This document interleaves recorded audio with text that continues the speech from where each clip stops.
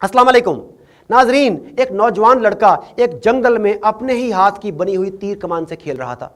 इसी इलाके में एक गिद्ध भी अपने शिकार की तलाश में सरगर्दा था। वो कभी इधर उड़ रहा था, कभी इधर उड़ रहा था। इस गिद्ध की नज़र इस लड़के पर जा पड़ी। उसने गौर से देखा तो लड़के के हाथ में मौजूद खिलौना तीर कमान भी इसे नजर आ गया। उसने देखा कि तीर सिर्फ लकड़ी का एक टुकड़ा है और बिल्कुल बेज़रर है। यह देखकर इसे शरारत सूझी और वो नीचे आया और लड़के के सर पर ठूंगा मारकर तंज़िया अंदाज में बोला, कैसा लगा? फिर बोला, अगर तुम्हें यह बुरा लग रहा है तो तुम मुझे अपने तीर कमान से मार क्यों नहीं डालते?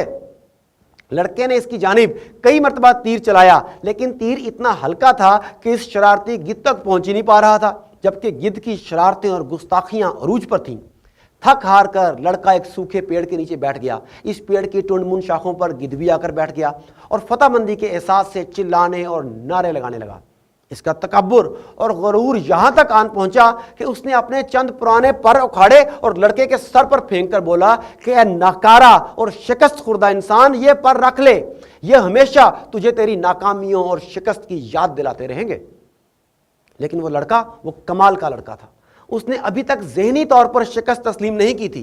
उसने एहतियात से ये पर इकट्ठे किए, उन्हें तीर के पिछले कोने पर बांधकर तीर के वजन और तवाज़ुन को दुरुस्त किया और गिद्ध पर चला दिया। यह तीर सीधा मगरूर गिद्ध के सीने में तराजू हो गया और इसे हैरान होने का मौका भी नहीं मिला। नाजरीन, इसका नतीजा यह है कि हम अक्सर गरूर और तकब्बर में अपने दुश्मनों को वो वसाइल मुहैया कर देते हैं जिनकी मदद से वो हमें तबाह कर सकें। याद रखें, हमें हमेशा इस गलती से बचना है और अपनी फतह से दूसरों की तज़लील नहीं करनी चाहिए। और याद रखना चाहिए कि आखिरी फतह हमेशा मुस्तकिल मिजाजी ही की होती है। इसके साथ साथ हमें इस कहानी से ये सबक मिला कि हमें अपने वसाइल का बेहतरीन इस्तेमाल सीखना चाहिए। Thank you very much.